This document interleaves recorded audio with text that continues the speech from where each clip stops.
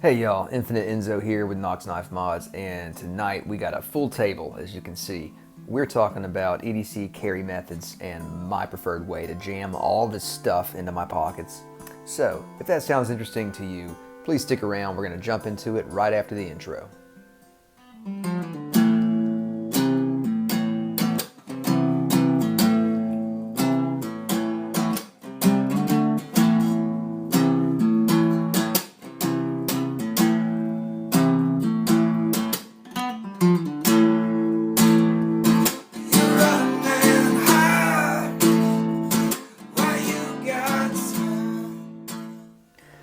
All right, y'all. My lord, it has been a night. It has been a night. I'm currently having myself a beverage in the glass. It is Four Roses, which I don't usually drink, but I'm really enjoying this right now. So either because of the day I've had or because it's genuinely good. So I hope you guys are having a good day. But to get to the topic at hand here, yeah, we got a full board here. So what I've been wanting to make this video for a while, and honestly, it's one of these ones I think I can do it in a relatively quick way. And also I'm getting ready to go to New York, God help me, but I can't carry anything up there. So I just had this on my mind, like what's a video I can put out with enough time left over, because I don't really have a whole lot of time to focus on videos this week just because of work. But also a topic I was genuinely excited to talk to y'all about, and I wanted y'all's input on, and that's EDC carry methods. So I'm going to go over mine with you. I'd love to hear y'all's and your thoughts on if you have better ideas for carry, please put it in the comments, just because the whole point of this video is one of those ones that we want to try to help out people that are kind of getting into EDC, or they're just taking those first steps into the hobby. So what we have here is a whole lot of tools. We have 3 different knives, a modern locking knife, a traditional slip joint knife, and a short fixed blade. Got a Leatherman multi-tool, a flashlight, a pin, and a pry bar. I think all of these tools are essential. The pry bar, you can substitute a lot of tools in the multi-tool for a pry bar, but I do find having a dedicated pry bar can be very useful. But of course, pins, knives, multi-tool, flashlight, totally essential. Do you need 3 knives? No, you're fine with 1, particularly if you have a multi-tool that has its own knife on it. But I'm insane, and I like to have different knives for different reasons. I like to have a modern locking folder for, if I have to do a heavier duty task, and I like to have a traditional slip joint if somebody needs to borrow a knife, which I would be hesitant to. I would have to be in the room with the person if they were going to borrow my Northwoods. But I like to hand something over like that, because most people understand a slip joint. Most people are not going to understand an axis lock. So anyway, I guess I'll just give you guys a rundown of everything we got on the table. So we have the Benchmade Freak in M4, the Super Freak. I've had this knife a very long time, and I've been lukewarm on it a very long time, but I could never sell it because I always knew that one day this knife was going to click. And apparently that day came last week. I've not been able to stop carrying this knife. And it's funny because, like I said, I just knew every time I think about selling it, I'm like, no, there's something about it. It's going to click one day. And lo and behold, it has. So really enjoying it. The M4 Freak. Y'all have heard me talk about the Northwoods quite a bit. I'm not going to wax poetic. It's an awesome knife. I love this Northwoods Heritage Jack. Wonderful action. Wonderful half stop. This pin is the Wee Baculus, a gift from Wolfman Walsh. And I really gravitate between this pin as well as a Tucson pin that I also have. They're both titanium, and yeah, they both have bolt action, which I really enjoy. The great thing about this one is this fun little fidget spinner at the top. That is really addictive. I love it.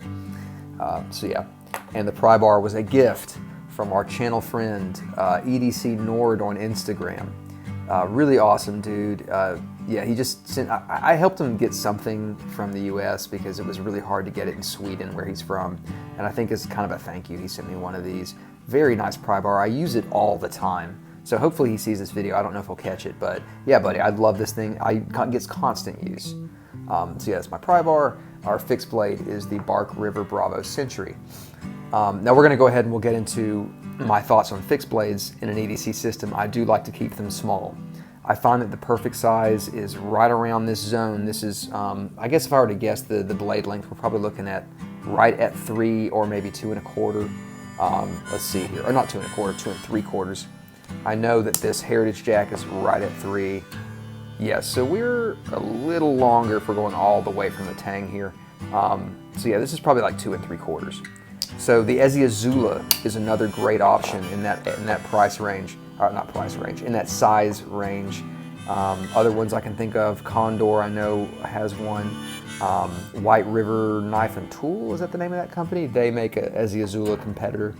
But yeah, kind of that 2 3/4 to 3 1/4 range. I think you'll have a lot of things you can actually easily carry as a fixed blade. My method is going to be, I think you're going to like it when we get there. Pliers, of course, I think it's essential to have a multi-tool or just some kind of pliers on you. I can't tell you the number of times I get into a bind and I need to use my pliers. That's one of those things that some people say, oh, I never use them. And I'm like, I don't understand that. I use mine constantly. But the thing that probably gets the most use is going to be, I don't have fingernails right now, it's going to be hard to get this out. This 3D Phillips driver, I really love it. It gets a ton of use. But yeah, you know, your mileage on a multi-tool may vary. I guess it depends, a lot of it depends on what you do. I have a job where this kind of thing does come in handy pretty frequently. Let's see if we can close that. My multi-tool is screwed up right now, by the way, because it's missing one of the features. Got snapped off. The light here is a Lumentop FW3A. It has the Anduril UI, which I'm not going to get into now, but it's a great flashlight. Some people hate it. I'm in the faction of people that love it. I will tell you, if you're interested in the Lumentop FW3A, the UI does take learning. It's not hard though. Don't be scared by it. It's not difficult. So that's what we have on the table. How do I carry all this stuff? First and foremost, we'll do the main blade. Obviously, this is going to go. I'm right-handed, so this is going to go in my right pocket, just with the clip as usual. And if your Benchmade heads knows, this is a different clip. This is I think this is like the Griptilian clip, but it's one of my favorite clips. I don't really like the split arrow clip that Benchmade puts on everything now. Eventually, I'm going to sand the paint off and just acid wash it so it has a nice kind of uniform finish. But anyway, so let's say that goes in the right pocket, and along with, let's see, what else goes in my right pocket? The cell phone, which I'm recording on. And that's really all I put in my right pocket. Now in my fifth pocket, which by the way, I brought a pair of jeans here to kind of, khaki jeans here to kind of elaborate. If we're talking about the right side pocket, here you go. And then here is our fifth pocket, the coin pocket as some people call it. In that pocket goes my traditional. I find that a 3-inch, you know, this is probably, overall length is probably like 3.5. Actually, you know what? We've got the Leatherman here. Let's measure it. So we are coming in, let's flip it on the other side, so we've got it from right around 3 and, I would say 3 3/4. But yeah, so that fits into the fifth coin pocket, the fifth pocket perfectly. So that's gonna go over here as well. And that's it, including the cell phone. On the left side is keys, which I don't have on the table. Everybody has keys. And my multi-tool, my pry bar, and my pen. How do I do that? With a pocket shield or pocket sheath or pouches. It has different names for everybody. This is one I made, and you can make these yourself very easily. I actually shot a video on this, but I lost it when my old computer got fried. This one does use stitching, but I actually don't use stitching anymore. I just use PVA glue, which is basically Elmer's. But the amazing thing about that stuff is it bonds really well. We're gonna get more in depth into pouches here in a second, but multi-tool goes in, simple enough. Let's take the pry bar, that's gonna go right here, just behind the multi-tool. And lastly, the pen is gonna go right here on the side. Boom, done. I've had this pouch for, I think, 10 years. And it's just using a simple hand-stitched running stitch. And I've never popped a seam. I mean, it's been fine. So, yeah, I think there's a lot to be said for just trying to make your own pouch if you don't want to shell out for one. But yeah, so there's that. That goes in the left pocket. My light, I keep it. I don't like to use a clip on my light. This does come with a pocket clip.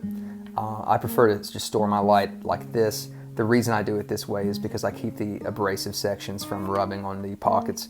So this goes in my back pocket with my wallet. Also don't have the wallet on the table.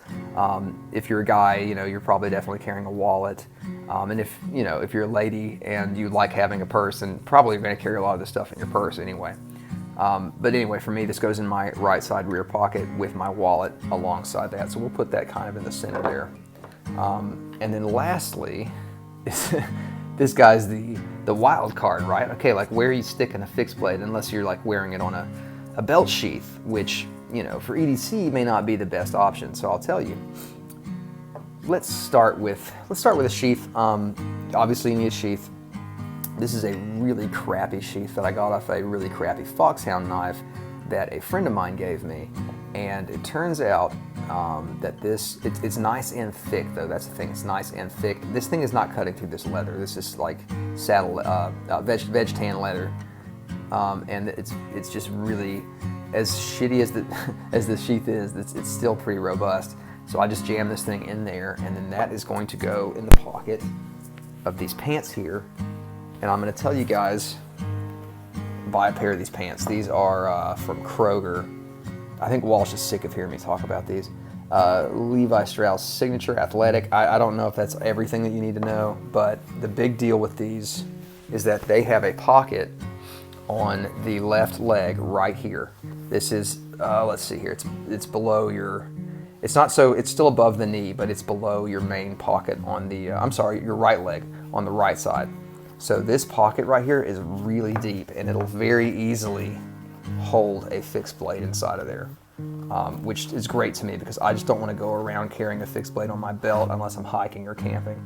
I love this. This has been a game changer, and it's reinvigorated my enthusiasm for carrying small fixed blades, because I do have quite a few, and yeah, it's just really brought that excitement back. And now, of course, I'm looking at fixed blades to pick up just because that's what happens. but yeah, so that's kind of the main thing. So now that we've covered my sort of general, my general carry for every day. By the way, I'll mention a couple more things. I do carry a hank in the back left pocket. Don't have one on me right now. And I also carry a coin in the back left pocket. But other than that, that's everything. The only things not pictured are the hank, the coin, the wallet, and the keys. But yeah, so now that we've kind of gone over the basis here, I wanted to talk a bit more about pouches and sheaths and that fun stuff. So there's plenty of amazing options. It's probably on Instagram's a good place to look, but just online, you'll find a lot of independent makers who are creating cool sheaths and cool leather pouches and stuff that you can easily, and a lot of them are even more dedicated for multi-tools and things like that, rather than just this big open pouch that I made. But see, me, I enjoy making things, so I like to make my own. So if that's something you think you might be interested in, one thing I'll tell you to do is to find your local leather store. A lot of the times there's a place that may be within distance to you called Tandy Leather. They're kind of a chain, but they will have scraps. And I don't know how much they sell scraps for right now because I have my own scraps just from my job. But they will have scraps on hand that you can pick up, and then you can kind of fashion your own things. This, as I said, I made this one for my light here. And as you'll notice, this one does not have stitches. Neither does this one, which I made for my my case. Oh gosh, Kinfolk Jig Green Bone. Looks blue in this light, which is interesting. Large Stockman. But again, this one does not have stitching at all. And a couple more here. This one's for my case Giraffe Bone Sow Belly. And lastly, this one here, which I initially made for a Boker, but I'm kind of keeping this GEC 23 in it. But so what's the deal with making these? Well, it's pretty darn easy, to be honest. So what you need to do is obviously make your measurements, get an idea for how your knife is going to fit inside, and the best way to do that is to just cut out, lay the knife down on the leather, cut out a shape, and you're going to taco it. So you have to keep in mind you have to double up the dimensions for the knife to fit. And once you've made that general shape, you're going to allow enough room on the margins, kind of the taco, if you're thinking about it. If it's like this, you're gluing the top two pieces of the taco together. So what I use for that is, I said, it's PVA glue, but basically PVA glue is just like a better version of Elmer's glue. It's really good at bonding wood and leather. So if you can get PVA glue, perfect. If you can't get PVA glue, you feel free to try Elmer's. I can't speak for the quality of Elmer's, but I do know that chemically or formulaically, it's not far off PVA. And you just glue your ends together, and then I use believe it or not, I use my work sharp.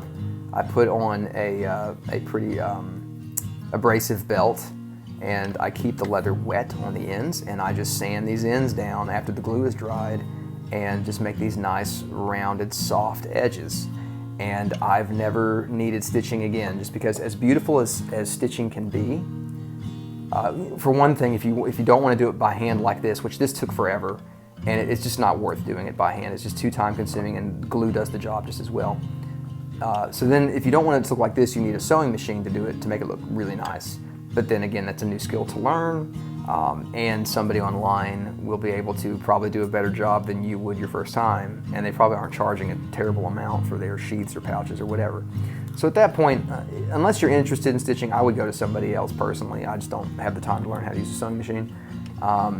Or you can try this gluing method and just kind of make these nice seamless pouches. But anyway, guys, that was my little spiel on my carry method here.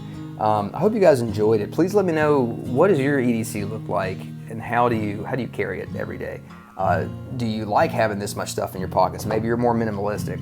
I will say for me, I am usually carrying a lot of stuff, but I like it that way. I kind of like the idea of having options.